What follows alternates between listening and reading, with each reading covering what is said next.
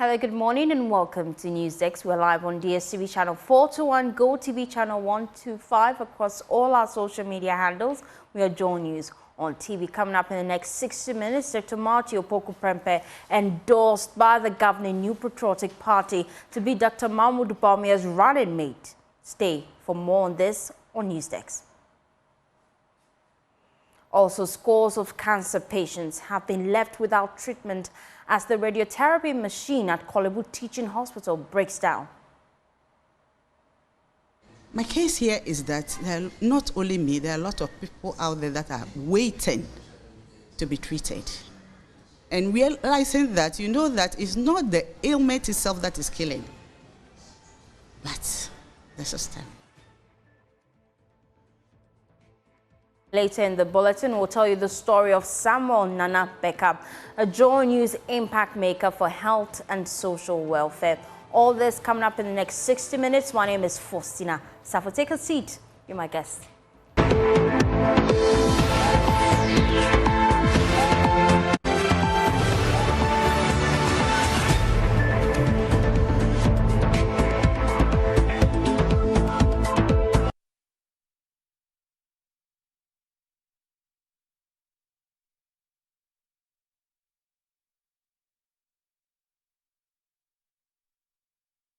Thanks for staying with us. Now, it is Doctor versus John and Jane following the acceptance of Dr. Malik Opoku Prempeh as running mate for the governing New Patriotic Party's flag bearer, Dr. Bawumia. The stage is set for what promises to be an enthralling contest in the lead-up to the December polls. Now, it may get even more exciting as the day inches closer. Which team stands out through, and why is the opposition National Democratic Congress saying Dr. Malik Opoku Prempeh isn't a match for Professor Jane Nana Opoku-Agyeman? We'll get some analysis on this shortly. First, here's General Secretary of the NPP, Justin Frimpong Kodia, announcing the nomination of Dr. Malik Opoku Prempeh after a meeting between leading members of the party. What Dr. Malik Opoku Prempeh brings to the MPP presidential ticket, I would say it brings to us a bold, confident, hard-working, result-driven, decisive, grassroots mobilizer, charismatic, patriotic, and demonstrable, incorruptible person. That simplifies who Dr. Malik Opoku Prempeh is. In fact, he's a leader with a clear track record of achievement, and he shares Dr. Bawumia's vision of bold solutions for our country that are responsive to the needs, opportunities, and challenges of the 21st century. In this respect, he complements our flag bearer in many significant ways, and the two enjoy a warm personal relationship anchored in deep mutual respect. More importantly, ladies and gentlemen, Dr. Malik Opoku Prempeh has a great working relationship with our presidential candidate, His Excellency Dr. Alhaji Malik Bawumia. The synergy between these two great leaders on our presidential ticket, coupled with their proven track record and transformational campaign message, will help the New Patriotic Party to secure a resounding third conservative electoral victory on December 7, 2024. Inshallah, by the grace of God, it is possible and we will achieve it.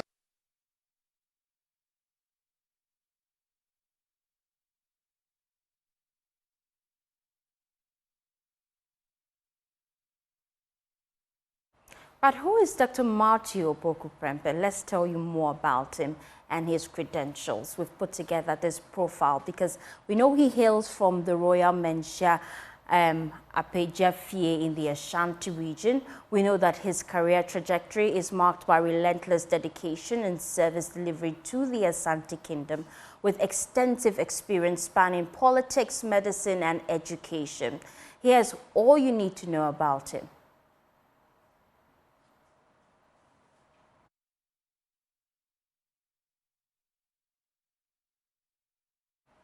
We'll bring you that shortly, but let's move to his acceptance speech. What did NAPO say after the National Council unanimously approved him to be running mate for Dr. Bawumia? It's coming on your screen shortly. He said, "I am deeply honored today as the chosen running mate of the New Patriotic Party. I am humbled to be nominated by our distinguished flag bearer, Alhaji Dr. Mahmoud Bawumia, and endorsed unanimously by the National Council in accordance with the provisions of the NPP Constitution." He goes on to say, "I am privileged and duty-bound to extend my full support to Dr. Bawumia as we work together to realize his visionary agenda of propelling Ghana to greater heights." Well, in view of this nomination, he goes on to say, "As part of God's plan for my life, and I am grateful for his guidance in directing my path. I pray for his ongoing guidance as I move forward. I consider this nomination as a call to higher service and a call to sacrifice and a duty to perform." The NPP is enriched with numerous astute personalities. Therefore, I recognize the significance of my selection and do not take it lightly.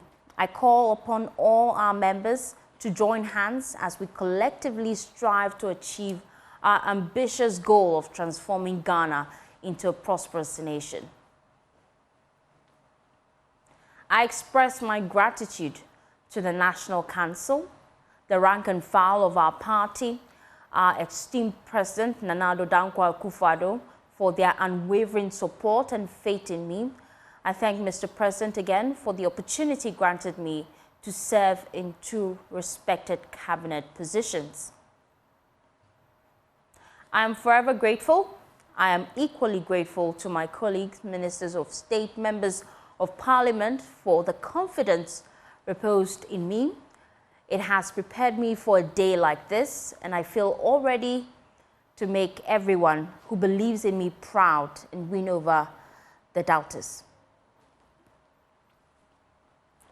I understand that the task ahead requires our collective efforts, and I therefore plead with every party member to come on board as we seek the mandate of our countrymen and women once again to serve them.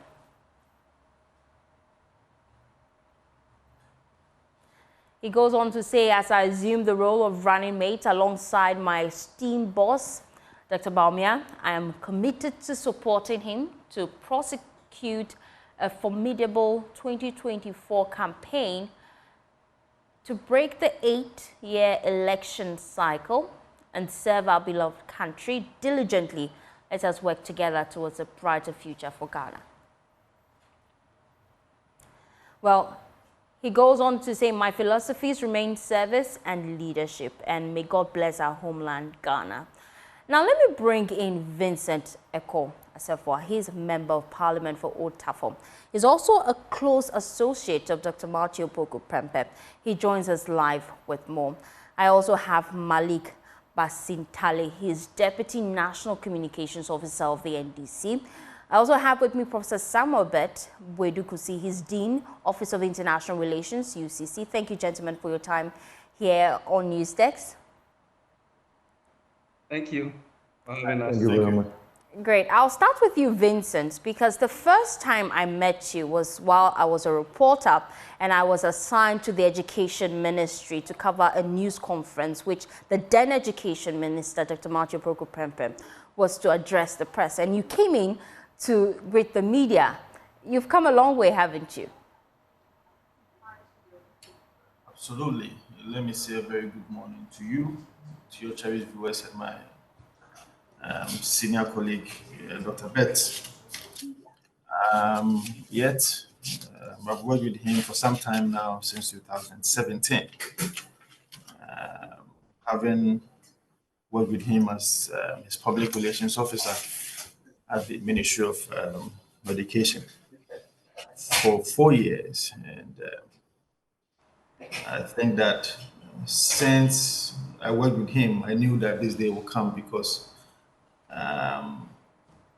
I saw how diligent he was, and I saw how hardworking he was. And clearly, this is just a reward to him for his hard work. The party is also going to benefit from him as far as his knowledge and his strength in administration is also concerned. Well, you've worked closely with him for a while. What's your honest opinion about the character of Dr. Malik Opoku Prempeh? He's bold, he's assertive, he's knowledgeable. That is also mixed with wisdom. There seemed to be this narrative that Dr. Malik Opoku Prempeh is a bit arrogant. But of course,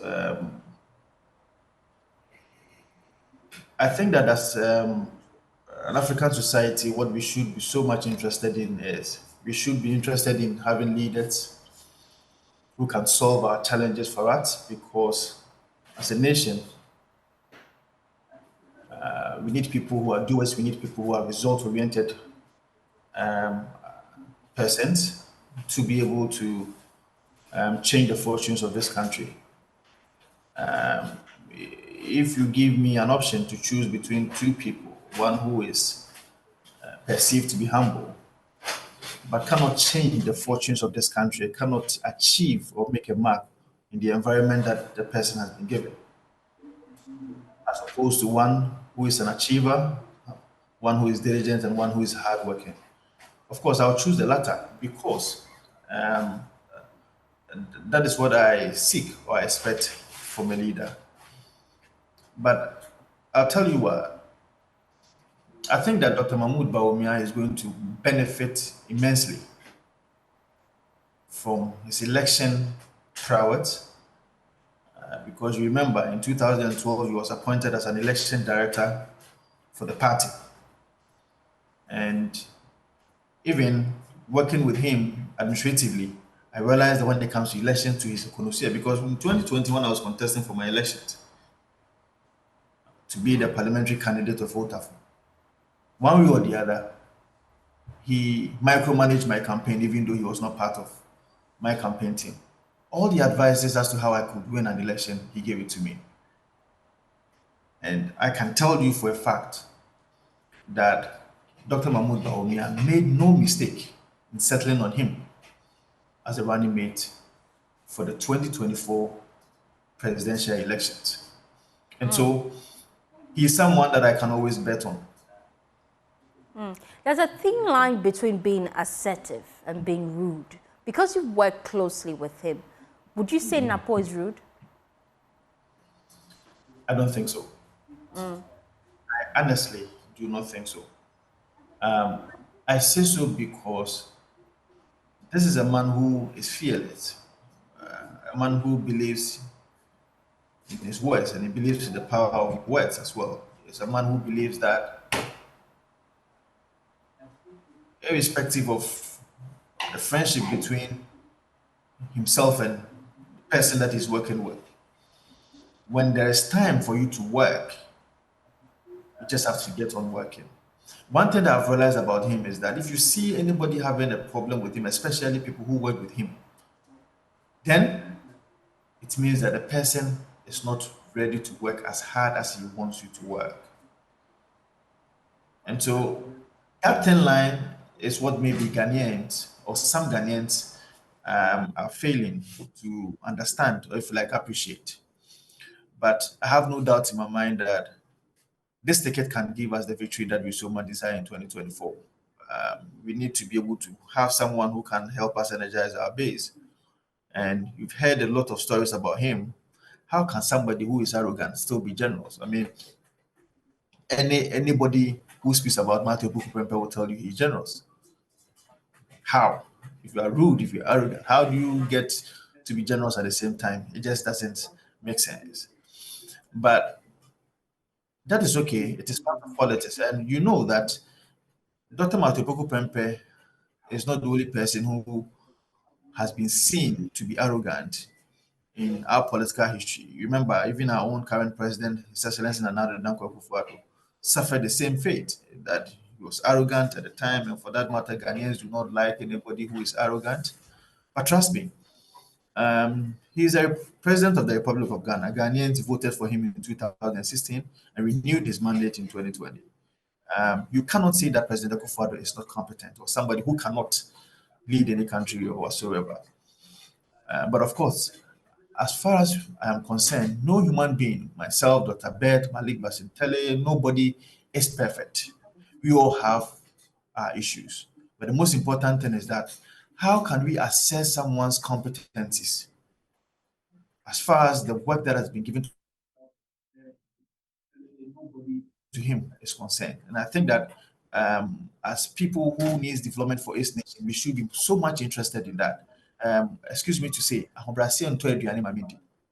it is important that you are humble as a leader. It is okay, but ahombrasya will not stabilize your CD for you.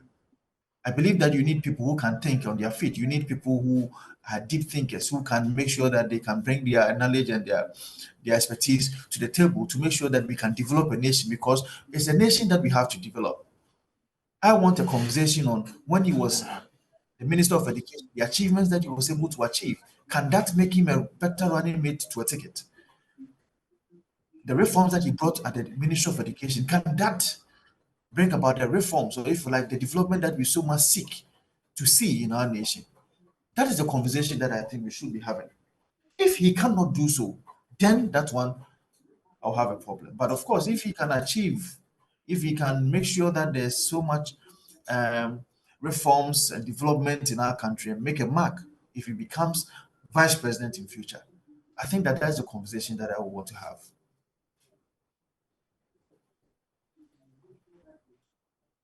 Apia Kubi says that Napo would find it difficult submitting to authority. Because you've worked closely with him, do you think this assertion is true? Apia Kubi is one person. Apia Kubi is a member of parliament. He may have his own preferences.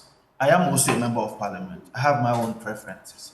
It is okay. When Dr. Bawumia was contesting to be the presidential candidate of the party, not everybody in the party supported him. For the current president, not everybody supported him. Why? You heard in the media a number of people who were also interested in becoming running mate. So obviously, people may have some ties here and there. So if Apia Kubi is saying that he doesn't prefer Napo, he is a member of parliament. I am also a member of parliament. I prefer Napo. So what's the conversation? The conversation is that per the constitution of the New Patriotic Party, it is only one person, that is the presidential candidate, who has the sole prerogative to choose a running mate, and that is the person of Dr. Mahmoud Bawumia. And he has made that decision. That decision is solely for him. He has to choose someone that he's comfortable with. He has to choose someone that he thinks that he can subject himself to authority and to himself. He's not going to work with Nandi Apia Kubi for Christ's sake. He's going to work with Dr. Mahmoud Bawumia. So if it was a choice for Nandi Apia Kubi, that is a different conversation. And it is not the choice of Vincent Okowaso. No, it is the choice of Dr. Mahmoud Bawumia. And so I do not think that that will derail, or I do not think that that is even anything for us to worry ourselves about. Everybody has his own preferences. Everybody has his own interest. In politics, everybody is looking for his interest. And if you're looking for your interest, you don't get it, it is okay. I mean, there can be a conversation for another day. But as far as I'm concerned, Dr. Mahmoud Bawumia has chosen someone that he's very much comfortable with. Now, let me come back to you, Vincent, later, but I'll go to Malik. He's Deputy National Communications Officer for the NDC. Now, it's doctor versus doctor and Jane versus Jane. The NPP, they're poised to break the 8. What's the NDC's thoughts about the candidature of Dr. Malik Opoku Prempeh? Do you feel threatened? Good morning. Good morning to your viewers. Good morning to my colleague panelists. I think we all agree that a running mate is supposed to create a balance in the political dispensation. Every candidate will definitely settle on a running mate that's supposed to balance maybe your shortfalls or is supposed to fill in a particular gap that anytime you are challenged, you can simply fall on the backs of that running mate to resolve certain issues. If you remember in 2016, the president, Nana Addo Dankwa Akufo-Addo, told us that Dr. Bawumia was selected because he was an economist. And Dr. Bawumia was supposed to come on board to resolve what he felt were economic challenges, in the economy. And in the first 100 days, if you remember, it was Dr. Bawumia who mounted a podium saying, look, I, as vice president, I was brought on board to arrest the CD. I've arrested the CD and the keys to the IGP. So many economic turnovers in 2017, of course, which were attributed to the previous government, under the government of President Mahama. Dr. Bawumia sought to take credit for them in 2017. It was simply because he came on board, like I said, to solve a certain challenge as intended by the president. And so he brought him on board thinking that, look, this man was the Messiah, this man was supposed to fill in the economic gap. And if you remember, at the time President Nana Addo said, Bawumia had worked at the Bank of Ghana and had experience and was supposed to resolve and turn around the economy systematically. Well, the records are there for us to see that that's a failure. So I'm giving that history to say that Bawumia's intention, to select a running mate, of course, should also be one that will come on board and fill, certain gaps, certain loopholes he has. We all know that the vice president has an integrity problem. So we thought that, look, you go out there, you look for somebody with good integrity, with very high credibility, and then you would be able to balance at least your scope, because we live in a political dispensation where, of course, we must also, pray for the opposition, that, look, our opponents must be viable, so we go into a very serene election. We thought that, yes, Dr. Bawumia has an issue with telling the truth, and he's goofed a number of times, he's lied so many times, so we thought that, look, with all these discredited, behavior and attributes of yourself, you would bring somebody at least who comes on board with some level of serenity, so it builds up and beefs up your credibility a little bit. But to go and settle for someone who does not cure your sickness, it simply means that you are using the wrong medicine for the sickness, for your own sickness, and that cannot solve the challenge. We all know the history of Malik Opoku Prempeh from his days as education minister. Look, it took Professor Nana Jane more than 4 years to set up and work towards eradicating the shift system in our educational sector. I remember that the last system, the last school that went out of a shift system was Tishigu Anglican in Tamale. It was the last system. In fact, that was even a 2-shift system. This minister, Napo, came on board and took us to a 3-shift system, a very archaic one that, we all thought that, look, after the last school had been sent out of a shift system, we're never going to return back again. Napo came on board and took us back to a 3-shift system. My sister vacates and come home, and I'm wondering when next she's going to go to school again. It was under his watch.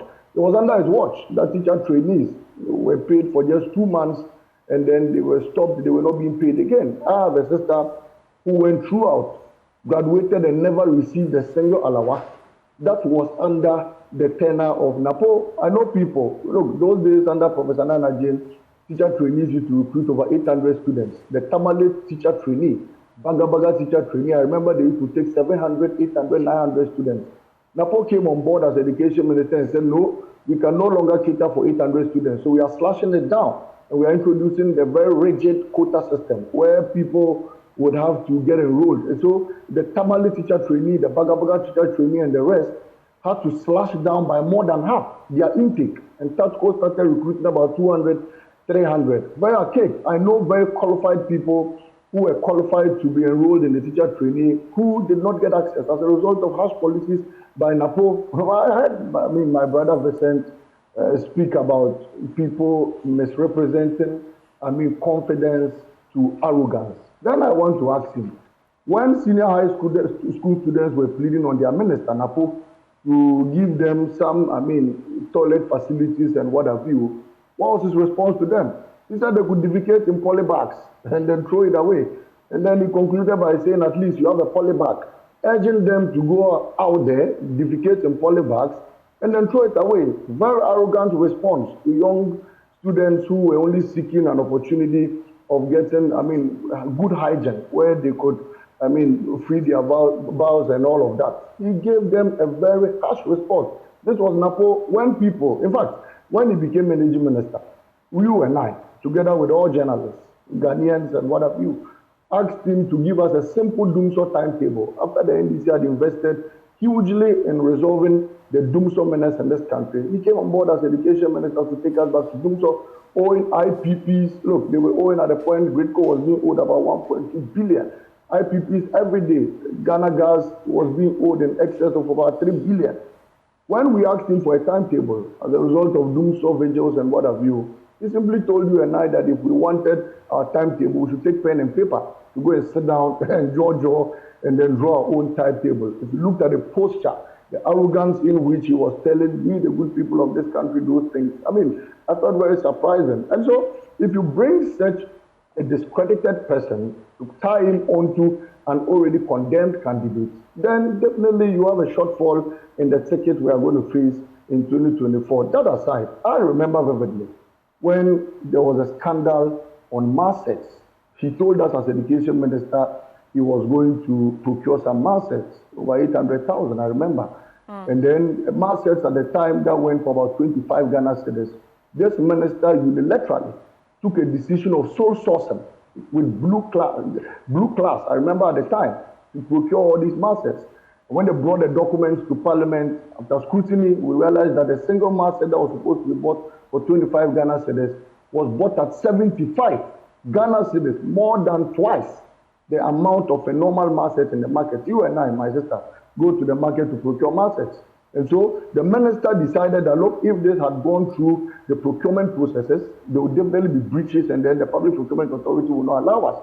He decided to sole source the contract, of which, of course, masks are not of a security nature. There was no basis to sole source and such a contract. You and I would even win a contract to procure masks at far cheaper prices than 75 cedis. But because of chop, they decided to take their own decisions and then procure masks at a very higher rate. I remember when the people of the Volta region were pleading on the government to give them a budget for the KTC defense system. There were high tribal bigots like Napo mounted the podium and said, look, we will not give you, we don't have a budget to save you guys from the damages of the tidal waves. If we give you a budget, I will protest and I will demonstrate against you, the people of the Volta region. Malik, if this is a man who wants to be vice president for the Republic of Ghana, and then you decide to already take sides, you decide to act very tribalistic, you decide to cut a section of the country away because you think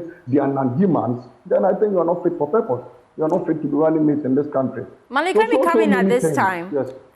Because you're raising concerns about his character. But then I want to find out, as the NDC, are you threatened by this pair, Napo and Bawumia, as against your leaders, which is Nana Opoku and John Mahama? Are you threatened by this pair? Based on the attributes I've enshrined here, I don't think that any political party will be threatened by this ticket. Not even Mr. Lanchamante or Cheddar. None of them will be threatened by this ticket. And I think that even if the NDC were not in this race, any of these other candidates would have defeated a warped ticket of this sort. Because the attributes will definitely play back. You at Joy News will play back a lot of his videos, and then we'll be able to, put it to him that, look, this man is arrogant, this man has a posture that does not fit the space of being a vice president in this country. And so, like I said earlier, being a vice president creates a solid balance between the candidate and the vice president. I don't see the balance that's being created on the ticket of the MPP. Like I said, their president, their flag bearer, Alhaji Bawumia himself, has lied so many times. Napo himself, that may have been supposed to come on board to create the issue of a lying flag bearer, himself has lied on a number of occasions. If you remember, when students went to the Jubilee, the Independence Square to demonstrate, and then people wanted transfers and postings and what have you, and many of them collapsed as a result of the stampede there. He came out and lied on public TV that it was John Mahama who brought all these people there and to pretend and all of that. Fact-check Ghana, fact-checked him and said, no, the people didn't get posted, and that is why they were there. President Mahama had nothing to do with that. So he lied. And so if you have a ticket of a liar, and another arrogant person coming on board, I don't see how that deters, the ticket of the NDC. Like I said, President Mahama has been tried and tested. He's got all the competencies, he's got the experiences, he's been president. People have seen his record. If you compare his economic record, at least a gallon of petrol at 13 Ghana cedis to a gallon of petrol today at close to 100 Ghana cedis. Everyone will choose the former. At least the dollar rate at 4 cedi, 20 pesos, to a dollar rate at 15 cedi today. Everyone will choose the former. Electricity tariffs, water tariffs, spare parts. A container that used to be cleared at 40,000 Ghana cedis today is being cleared at 2 billion. Everybody will choose the former. And so we brought Professor Nana Jane on board because we saw her competencies, we saw the good things she done, and not for anything at all. She upgraded, if you remember, polytechnics to university status in this country, eradicated over 100 schools under trees, and created built e-blocks all around in the country. Education was beefed up in this country, and people went to new schools, e-blocks. You see them, community-based schools, and what have you. Under Professor Nana Jane, laptops, books were being distributed, and a curricula. Today, a curricula that was introduced by Professor Nana Jane was almost alterated into a sinful curricula by NAPO as minister, the comprehensive sexuality education, where they attempted teaching, our junior sisters and our children how a man and a man should marry, how a woman and a woman can marry. Well, they've given clarity as to what that is. Yeah, I'll come back to you, Malik, because I know you have a lot to share with us. We had to fight with our lives. And I swore everything that if it takes my life to face him, Napo, of the sinful, curricula he attempted introducing and pushing Ghana into a Sodom and Gomorrah state, I would fight with my last blood to stop it. And we did, as a minority. We fought him, and he wasn't happy. He wasn't happy that we couldn't teach our children how a man and a man should marry and a woman should marry. Okay. And then here we are. So if you want to vote for such a person as the vice president, be ready to receive homosexuality in this country. Bawumia himself. Malik, I'll have to come in at this point. I know you have a lot to share with us, so stay with me. Let me bring in Professor Samuel Bet Wedikusi. He's Dean of the Office of International Relations at UCC. Thank you for your time here on Newsdesk. Now, the political campaign strategy for both political parties this year has changed significantly to meeting groups and specialized individuals. Just last few weeks, we saw that the international community had a meeting with the NPP group where the finance minister was there, Amin Adams. Now, how do you think the candidature of Dr. Malik Opoku Prempeh would help the NPP galvanize the base of the international community? Yeah, thank you very much. And let me say good morning to my colleagues who have spoken, Vincent and Malik, and to you yourself. Yes, so let me first of all indicate that I worked with Honorable Malik Opoku Prempeh when I was a union leader with UTAG. Yeah. And with how I have come to, I came to know him as somebody who was very down to earth. He is somebody with a very great sense of humor. He is somebody who asks the tough questions, very analytical, and he would ask you, how do we solve this? You give your opinion, and he'll give you another dimension. So have you thought about this other version of it? So, and he's somebody who consults. He's somebody who would love to hear the views of experts. And so having known him in this direction, I perfectly think that, even as education minister, he worked as also a member of the UNESCO board. And through that, I know he did some lobbying to get the University of Cape Coast, where I work, the IEPA, to become a UNESCO Category 2 institute. So he's somebody who resonates well with the international community. I have no doubt about that capacity he brings onto the ticket. But let me also indicate that, yes, there is some narrative out there about being arrogant, about some people have indicated being rude and all that. But I say that with the person I know, if you are saying somebody is arrogant, possibly you are looking at it somebody who has a very high, inflated self-esteem, somebody who lacks empathy and humility, somebody who dismisses opinions from others, and somebody who tries to talk people down. I say that the Malik Opoku Prempeh I knew and I have known and worked with is not that type. Indeed, I have had occasions to tell people that the narrative out there about Dr. Malik Opoku Prempeh is perceived. And if you get closer to him, you get to know that, yes, this is a man who is a doer. This is a man who has vision, and this is a man who gets job done. And so there are a number of occasions where I have had cause to, I post this picture and people come to me and I tell them that, no, that perception is wrong. You need to change that. And so when I hear people talk about him that way, there are other people who have also, even when he was nominated, other people who have said, because of Napo, I'm going to do this. Because of Napo, I am going to do that. So that narrative where we overgeneralize and say that many people think that he is this, I think that we will have to be a bit careful coming from, the scientific point of view. When we say many people, who are the many? I am part of the many. I don't have that view. There are others who are out there who also don't have that view. So I think that we need to be careful about how we generalize many people thinking. Of course, there are perceptions. But then let me come in at this point. Not everyone is in Dr. Malik Opoku Prempeh's close circle. Hence, people's perception is built by what they have seen and publicized over the period. The key issue came up about his character when Ghanaians were crying for load shedding timetable at the peak of the power crisis. His posture and his demeanor and his words to Ghanaians formed an opinion.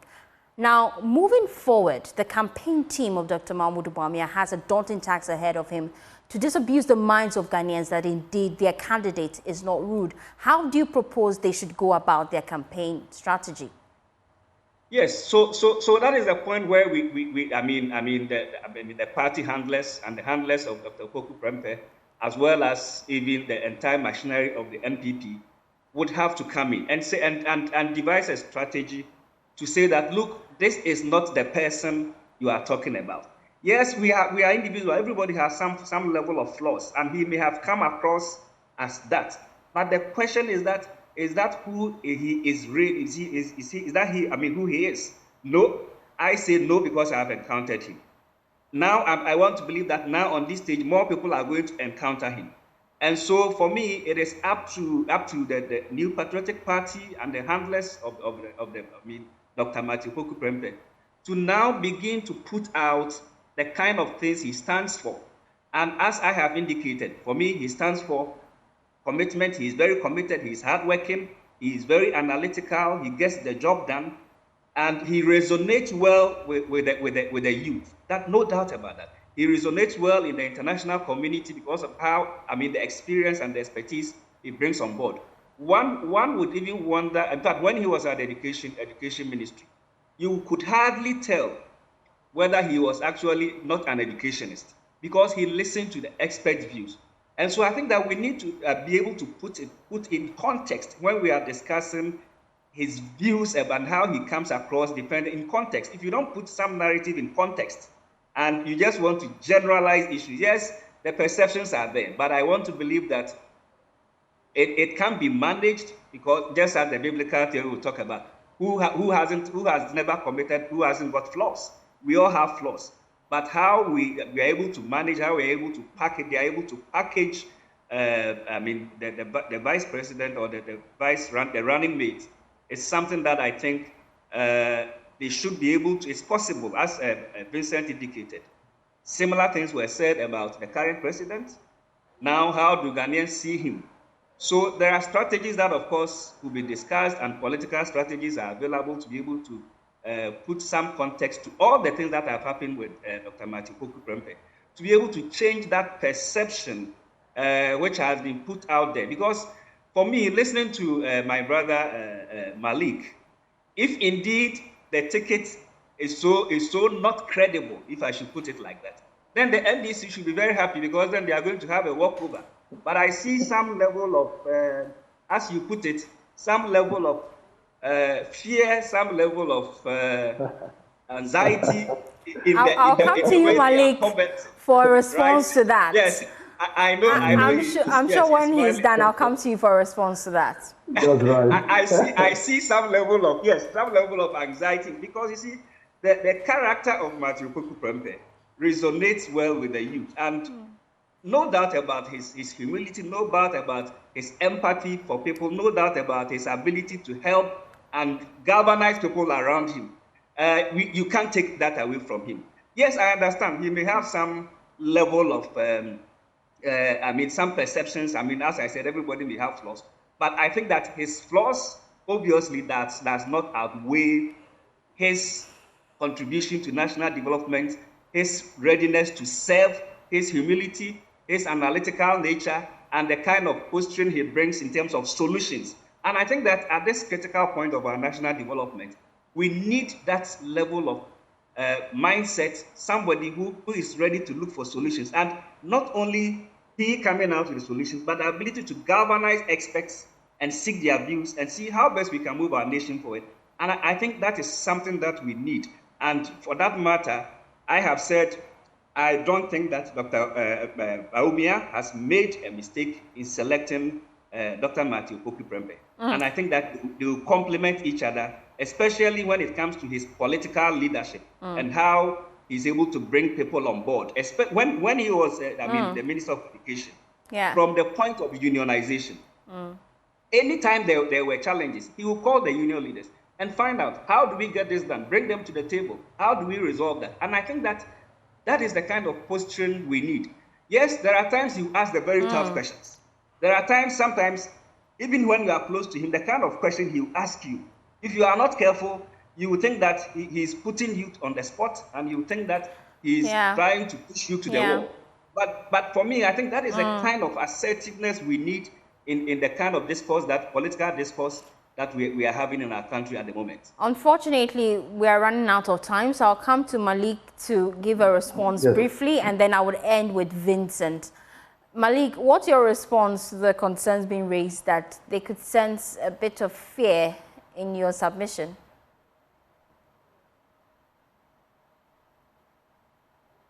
To arrive at a conclusion that the NDC is afraid of this ticket. I indicated in my earlier submission that we welcome him on board as a political party. Of course, we hope that our opponents will use very weak strikers so that we can easily defeat them on the pitch. I was only doing an analysis based on national interest. But I stated that, we commend the Council of the MPP for giving us, this one. They will regret after the 7th of December. It will be too late for them, but, it will be very difficult. Now, Doc, I think you are one of the few Ghanaians looking at things Napo listens to. Maybe it's because you post him every day, as indicated in your submission.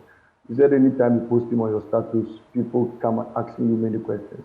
So your penchant love for Napo has made him also fall in love with you. And maybe you disappointed his PRO. But, to say that Napo listens to opinions, please, it's not true. Look, the Asante Hene Otumfo cried to Napo and told Napo that as a result of the Dumso that had been brought back, his appliances were being damaged on a daily basis. And he said all his appliances were damaged because, of course, there was no timetable so that you know that if the lights are going off at 6 p.m., you ought to put your gadgets off at 5:55 so that it goes off at 6 p.m. Napo came back to Accra. You media men asked him to give us a timetable. He told all of us, including Otumfo indirectly, that we should sit down and write our timetable. Why didn't he welcome that opinion when it was being shared with him? He rather insulted us, arrogantly told us to bring our timetable.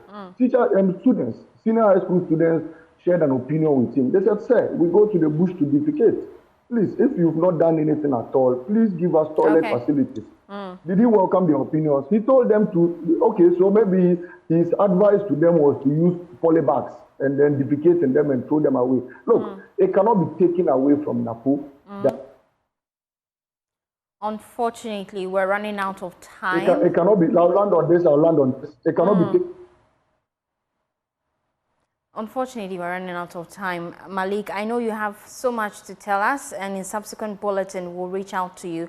Let me wrap up with Vincent Echo. Thank you for your time here on NewsText. Your final words, because you are MP for Otafo, so you will be galvanizing the base to ensure that you get an extended term and also ensure that the NPP is voted for in the upcoming elections. That's a daunting task. How do you plan to go about it?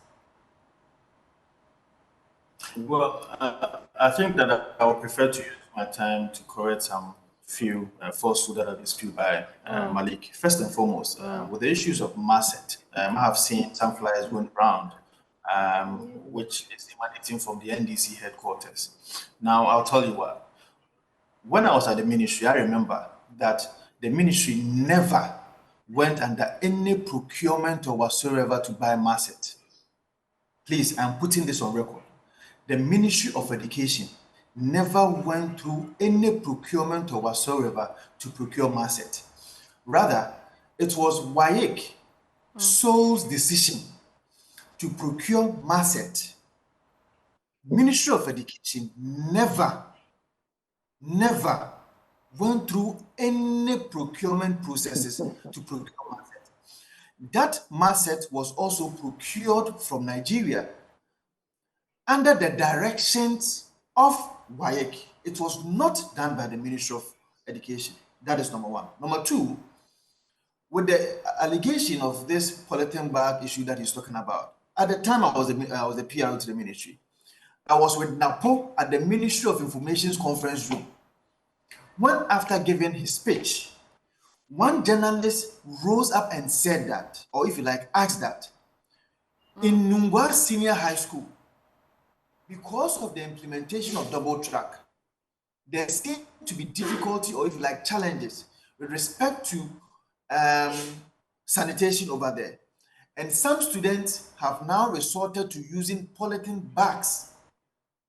This was a journalist who asked Malik Opoku Prempeh as to what he is going to do about that. And I remember Dr. Malik Opoku Prempeh saying that he is now hearing this for the first time. And if I should quote him, I am hearing this for the first time. I will engage the Ghana Education Service Director to see how true that is. Then we can solve it.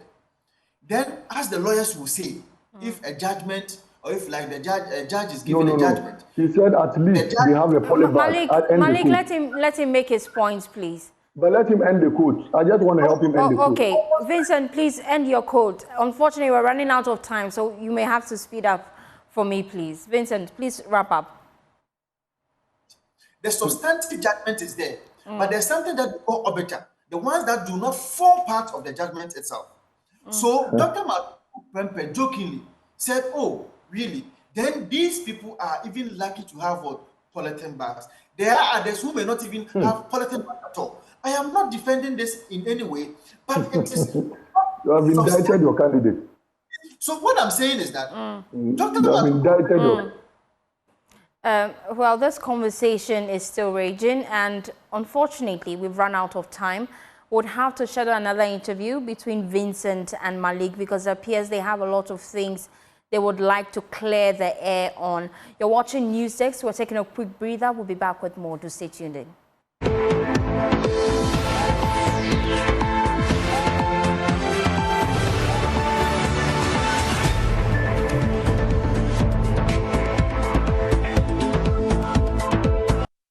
Welcome back to NewsText. Now let's tell you about the Journeys Impact Makers Award. I'm sure you can see this beautiful flag in front of me. It's for Samuel Nanabeka Jirako. He is the Journeys Impact Maker Award winner for Health and Social Services. Thank you for your time here on NewsText. Congratulations first on your award.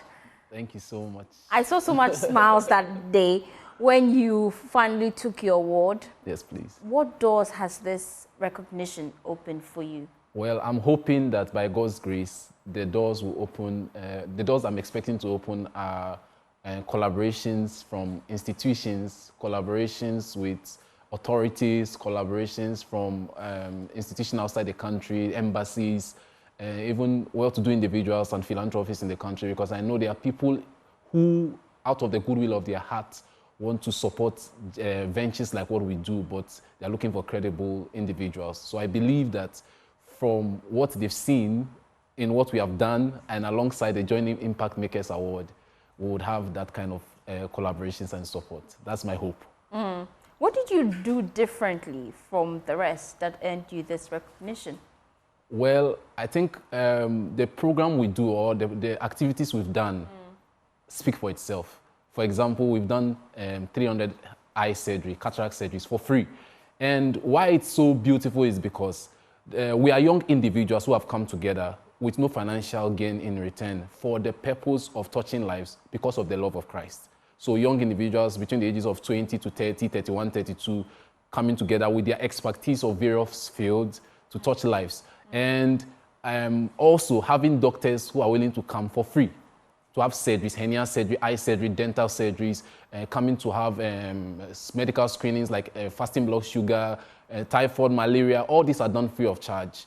And so it makes it so unique because we are saying that the future leaders are the youths. And we have problems with our country and the youths are the solution. So practically, you can see that Haven of Love Children's Foundation, which is the foundation I'm the leader of, has that connotation to show to the world that indeed that slogan of the youth being the future leaders and the solution to the problem, we are practically living it. So I believe that because of that, we earned that privilege to be awarded this award for health and social welfare. Let's talk about your plans now with this recognition. Yes, please. What is Haven of Love Children's Foundation going to be doing? So Haven of Love wants to do more. We want to do more surgeries. We want to do more. We support teenage mothers. We want to do that. We want to support children in the rural communities. Let me say that what we do is basically centered in the rural communities. It is said that equality for all, leave no one behind.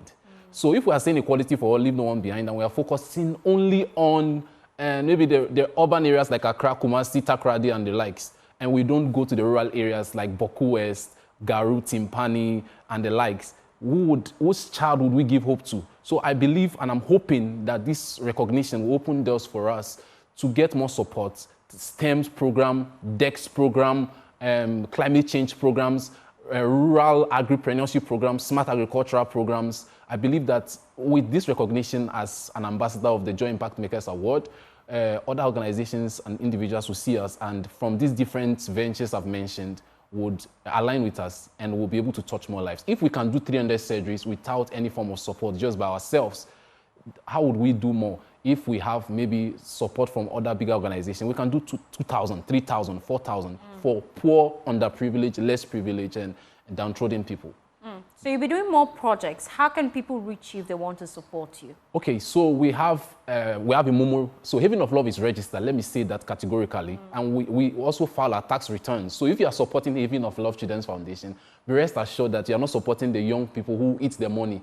There are track records in GRA Registered Generals that we can attest to for the past 6 years. Track record, transparency, accountability. So we are not just using the name of Christ to fraud any individual. It is clear that you can see. We have recommendations from Ghana Air Service, Ghana Education Service, the Boku West District Assembly, Garu, and Timpani. So if you want to reach us, we have a Momo registered number, 024 30 51 691. I'll go over it again, 024 30 51 691, Haven of Love Children's Foundation, or Absa Bank, 019 11 87024. Let me go over it again. 019 11 87024. Thank you so much, Samuel Nanabeka, for joining us here on Joy News. Well, unfortunately, we have to go. My name is Faustina Safo. Thank you for making time to join us. Have a pleasant day as you enjoy the rest of our programs.